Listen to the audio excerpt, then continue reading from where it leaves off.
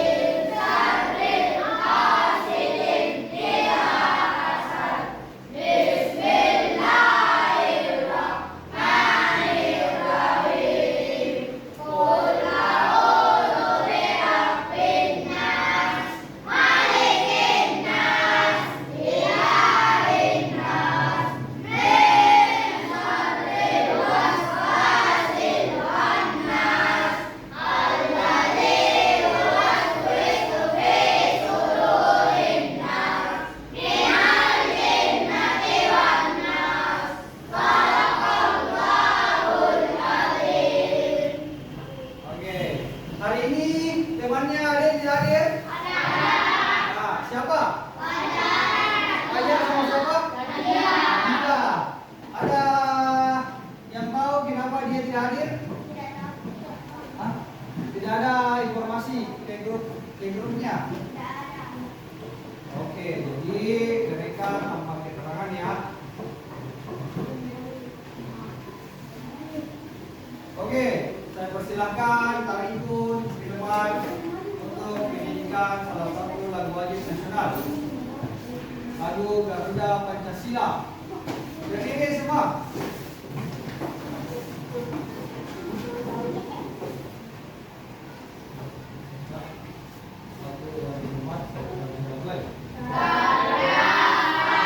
Pancasila, aku lah pendukungmu.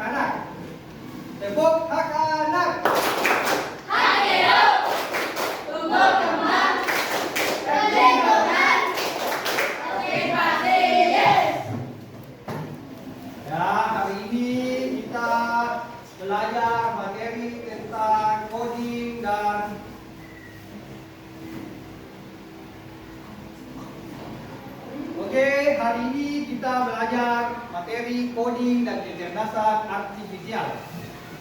Sebelum masuk ke materi, Bapak mau bertanya, kegiatan apa yang pernah ada? Apakah kamu pernah merasa bingung menyusun kegiatan harian? Ada yang sering menyusun kegiatan harian di sini? Yang mana ini kegiatan harian? Misalnya apa? Misalnya jam 5 pagi saya bangun. Setelah sudah bangun jam 5.15 sholat subuh misalnya. Sudah sholat subuh apa lagi? Mandi. Sudah mandi? Bereskan tempat tidur. Atau bisa juga bereskan tempat tidur dulu baru mandi. Sudah mandi apa lagi? Yang biasa kalian lakukan apa? Sarapan. Yang lain? Aksa. Setelah sarapan apa? Pergi sekolah? Bukan berpakaian. Mana duluan? Kita menggunakan pakaian atau sarapan? Menggunakan? Kita berpakaian dulu, baru sarapan. Sudah sarapan? Memakai apa lagi sebelum pergi ke sekolah? Memakai sepatu, baru ke sekolah. Jadi itu adalah salah satu contoh dari kegiatan harian yang sehari-hari kalian lakukan. Berikutnya, apa langkah pertama saat kamu ingin menyikat gigi dengan benar? Pertanyaannya, langkah-langkah untuk menyikat gigi. Ingat ya, yang pertama itu apa? Angkat tangan. Jangan dijawab yang pertama. Langkah-langkah untuk sikat gigi apa? Ya, silakan Tarikun. Kumur-kumur. Tarikun kumur-kumur. Terus apa lagi? Langkah pertama untuk sikat gigi. Ya, yang paling pertama itu kita ambil sikat giginya. Sudah sikat gigi diambil apa lagi? Odolnya. Sudah odol. Sudah odol apa? Kita kumur-kumur. Baru kita sikat. Sudah disikat? Masa minum? Kita bilas mulut. Baru meludah dan sikat gigi selesai. Jadi itu adalah rentetan kegiatan, mulai dari kegiatan harian dan kegiatan sikat gigi. Sekarang ada video yang Bapak telah unduh. Mari kita menonton bersama-sama tentang coding dan kecerdasan artifisial. Kita semua pasti merasakan bahwa cara hidup, bekerja, Oke, semua perhatikan ya. sangat dipengaruhi Catat oleh buku teknologi. pentingnya. Banyak Karena pekerjaan yang dulu sebentar dilakukan manusia ada sekarang bisa digantikan oleh mesin dan AI. Tapi bukan berarti manusia tidak diperlukan. Justru kita harus punya keterampilan yang tidak bisa digantikan oleh AI, yaitu berpikir kritis, kreatif, dan etis. Nah, sekarang kita masuk ke pertanyaan, kenapa KKA penting untuk diajarkan? Jawabannya, karena dunia sekarang berubah sangat cepat. Banyak pekerjaan yang dulunya dikerjakan manusia, kini digantikan oleh AI dan otomasi. Di sisi lain, negara kita Indonesia masih kekurangan talenta digital. Target kita sampai tahun 2030 itu 12 juta orang, padahal sekarang saja belum mencukupi. Anak-anak kita sudah terbiasa menggunakan HP dan internet, tapi belum semua paham cara kerjanya dan bagaimana memanfaatkannya secara produktif. Nah, disinilah peran KKA, yaitu untuk membekali siswa jadi lebih dari sekedar pengguna, tapi juga menjadi inovator dan problem solver digital. Lalu, apa sih tujuan dari pembelajaran KKA ini? Yang pertama, Bapak Ibu, yaitu tentu untuk meningkatkan literasi digital dan berpikir komputasional siswa. Yang kedua,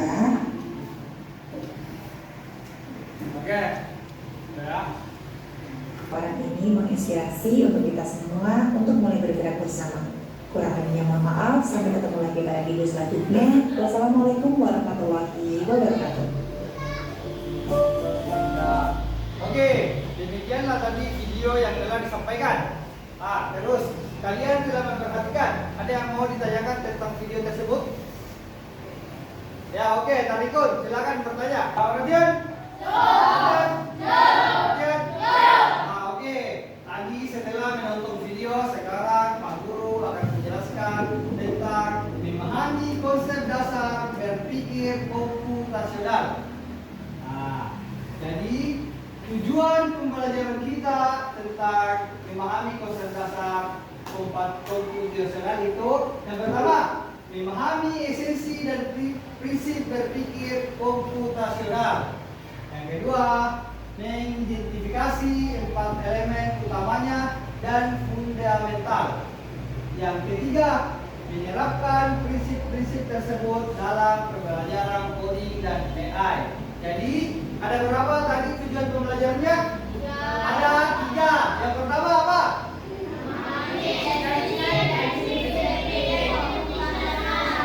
Yang kedua apa?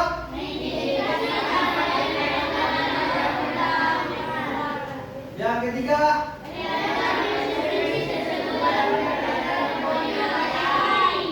Oke, jadi itu adalah ketiga tujuan pembelajaran kita tentang coding dan AI. Oke, selanjutnya.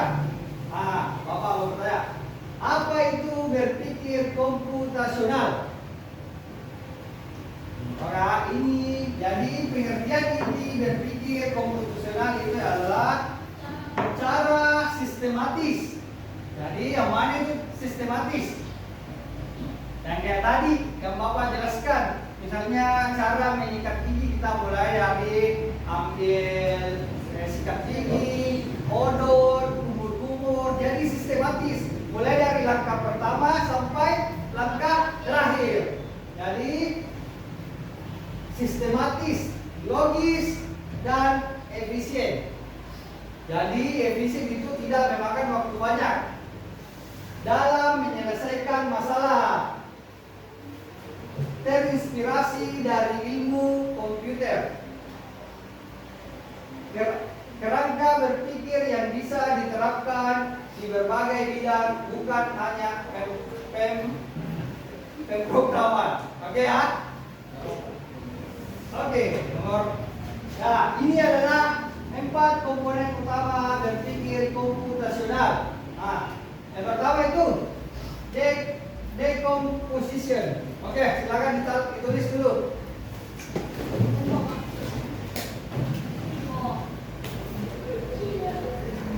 Yang pertama, decomposition.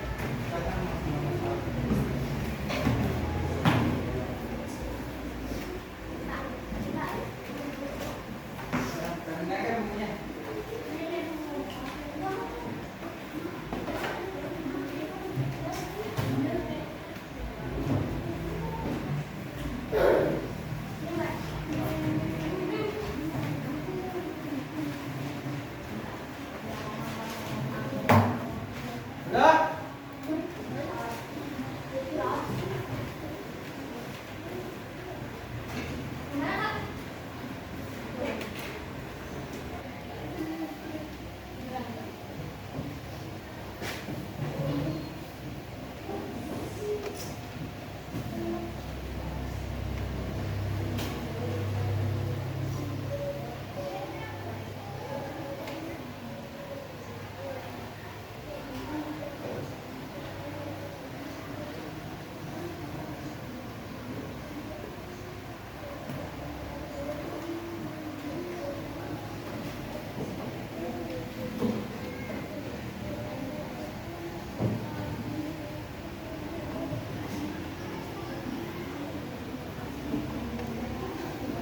Oke, ini adalah 4 komponen utama berpikir komputasional. Yang pertama itu memecahkan masalah besar menjadi bagian-bagian kecil yang lebih mudah dikelola dan dipecahkan.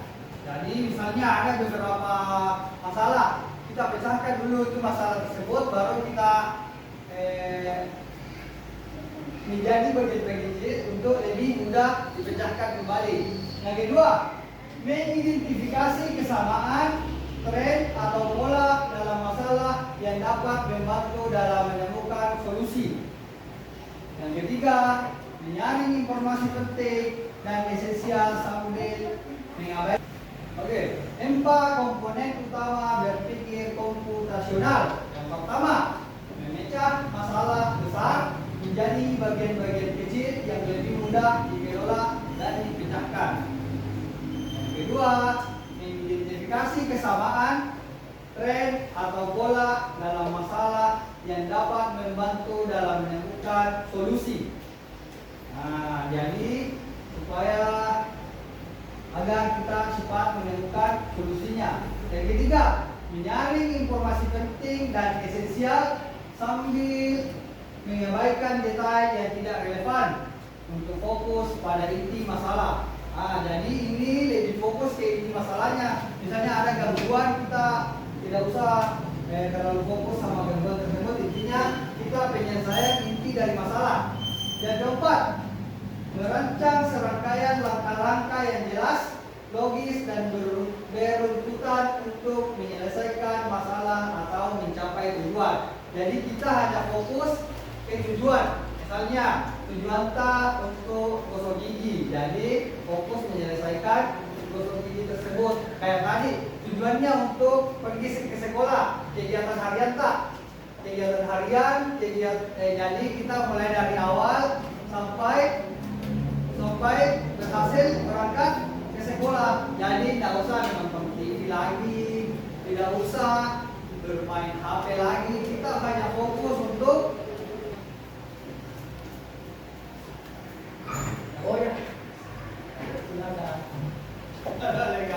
Chen.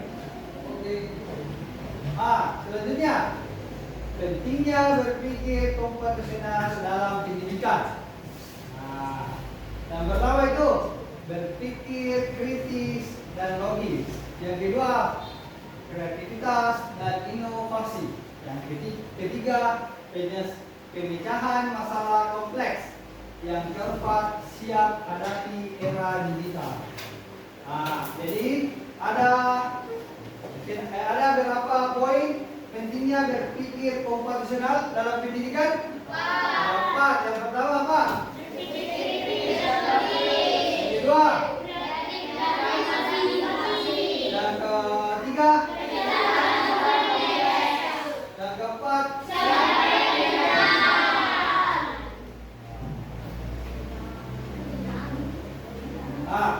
Yang pertama, berpikir kritis dan logis itu meningkatkan kemampuan siswa menganalisis informasi dan mengambil keputusan secara rasional. Yang kedua, kreativitas dan inovasi mendorong siswa untuk menemukan solusi baru dan ide-ide orisinal. Yang ketiga, pemecahan masalah kompleks mengasah keterampilan siswa dalam mengatasi tantangan yang rumit dalam pendekatan terstruktur. Selanjutnya, contoh penerapan di kelas, kegiatan unplugged atau tanpa komputer. Yang tanpa komputer yang kita lakukan sekarang. Aktivitas yang melatih berpikir komputasional tanpa perlu perangkat digital. Yang kayak tadi kan urutan langkah-langkah menyikat gigi, menyusun cerita bersambung. Yang berikutnya kegiatan digital, memanfaatkan teknologi untuk aplikasi konsep, membuat animasi langkah hidup sehat, dan merancang alur logika program, menggunakan AI chatbot, mengembangkan simulasi percakapan tentang kesehatan dengan AI chatbot, melibatkan desain interaksi dan pengenalan pola respon. Selanjutnya, berpikir komputasional, fondasi coding dan AI. Dalam coding, berpikir komputasional membantu kita menyusun instruksi atau algoritma yang jelas dan terstruktur agar komputer dapat menjalankan tugasnya dengan baik. Dalam AI, prinsip ini esensial untuk memahami bagaimana AI mengenali pola dalam data, memproses informasi, dan membuat keputusan seperti saat melatih model AI. Nah, berikutnya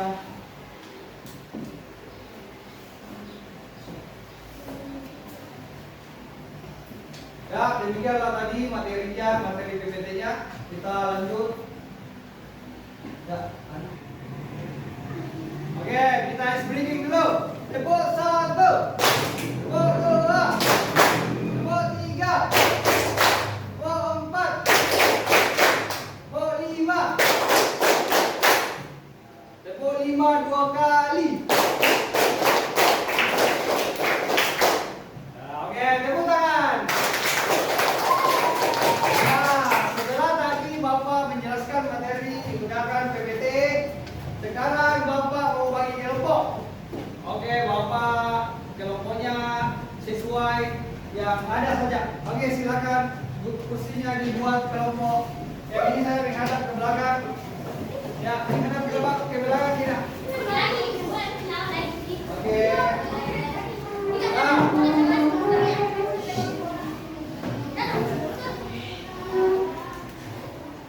Oke, Bapak bagikan KPD-nya ya.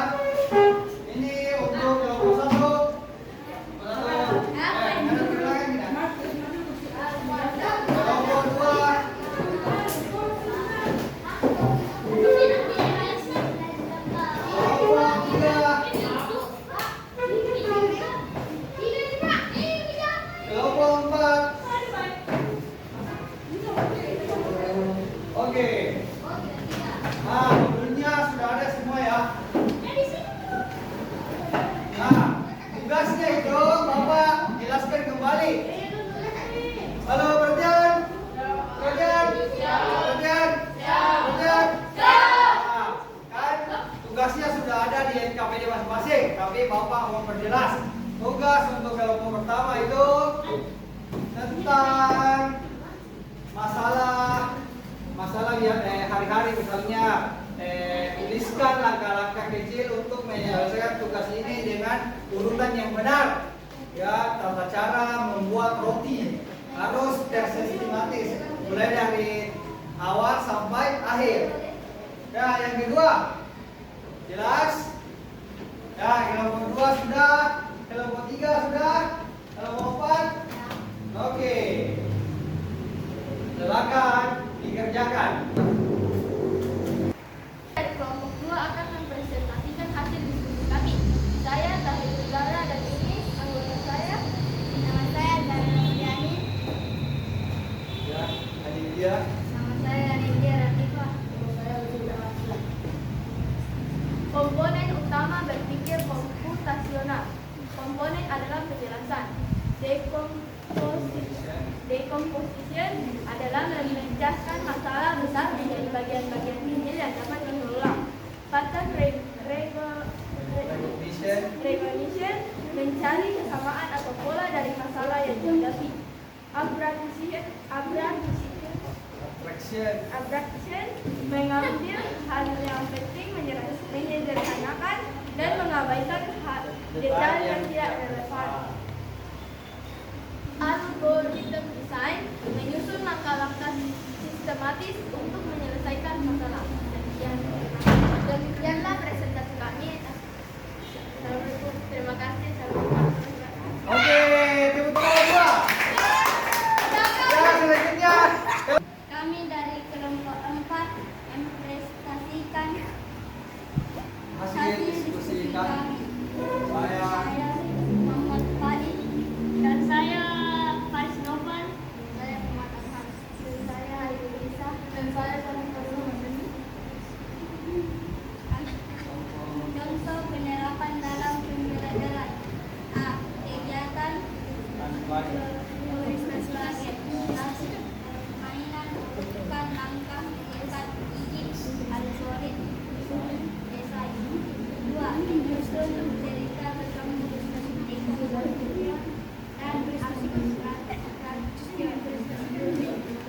kegiatan simulasi menacam